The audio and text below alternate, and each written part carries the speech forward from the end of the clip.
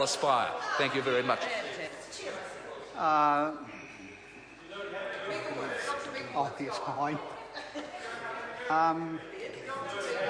Yes, Dr. Megan Woods. Thank you, Mr. Chairman. And I just feel that I'm happy to take another contribution on Part 3 of this Act, in particular clauses 63 to 66 again, because I think there is so much embedded in these clauses that we need a good discussion about.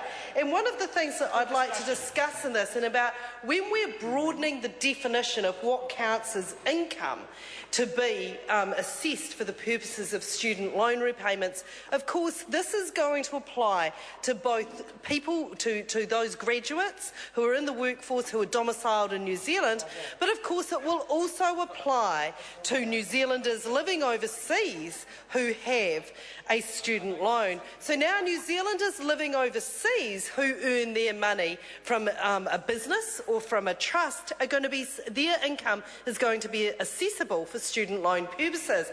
And this brings us to another issue, and one of the things I want to talk about in terms of these definitions and the fact that we're bringing in another whole category of people whose income can be assessed, is the changes that are made in other parts, but the interaction with clauses 63 to 66, the way in which these people can be, their data can be matched at the border. Because one of the things, there were concerns raised at Select Committee around whether or not this gelled with the privacy legislation that's going to be becoming before this House. So these people that now are caught under 63 to 66 of this legislation, which we think is a good thing, but these people will be eligible for data matching at the border, this new group of people, as created by these clauses under Part 3 of the bill, Mr. Chairman. But we have grave concerns. Since that, we have had yet another data breach from this government. That only this week we have seen the details, and no, Mr. Bennett, I won't get over it. There are 90,000 Cantabrians who have had their details released and put out there, when this is a government that has done nothing to give Christchurch people access to that information, despite the fact they have been asking for it for months. So yes, we do have concerns over the data matching that will happen for the new category of people that are created under clauses 63 to 66 of this legislation, because this is a government that has shown itself to not be trusted with people's personal information. So we'd like to put on our record that when you do data matching, you have an obligation to make sure, not you, Mr. Chairman, not you, but the government has a responsibility and obligation to make sure that it is protecting the information it holds about New Zealanders, and not the slapdash approach that we've seen that has led to the very serious breaches we've seen in ACC, MSD, EQC, and we don't want to see this happening in terms of the new categories of people that are created under this legislation.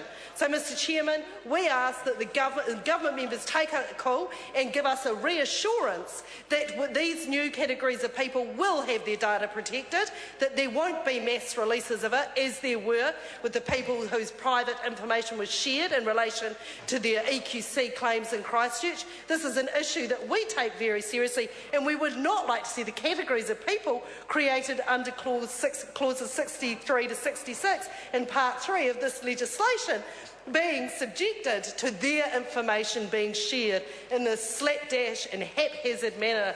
So, Mr. Chairman, we invite the Minister and the Chair, and we invite a member opposite to take a call and to give us that reassurance that this information will be protected. It is not good enough for us to just say get over it, as Mr. Bennett heckled from the benches opposite. We won't get over it. Labor takes seriously that a government has a responsibility to deal in a responsible manner with people's private information. The reaction we've seen from the benches opposite and the Prime Minister's reaction in question time today shows that this is not a government that thinks this is a serious matter.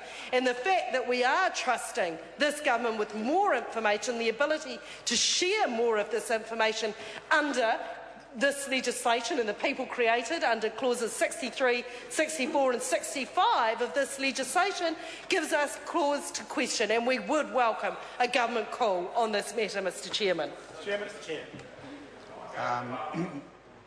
Just a point that The data match legislation is out of scope. It's not in Part 3. I'm calling Andrew Little.